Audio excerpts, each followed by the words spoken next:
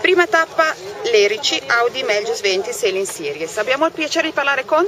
Ciao, Benedetto Giallongo, ITA 112, Value Team Armatore. Com'è andata oggi? Beh, oggi è andata benino, poca aria, leggerissimi, pesi più, ma abbiamo vinto. Filo da torcere fino all'ultimo bordo, poi di poppa ce la siamo vista con un paio di equipaggi, però siamo arrivati primi, pochi secondi ma hanno fatto la differenza. Mi dai 3 aggettivi per definire il barchino? Bello, fantastico, superlativo assoluto. Scusa se ho dato anche qualcosina in più oltre l'assoluto. Grazie mille Ben, in bocca al lupo per domani.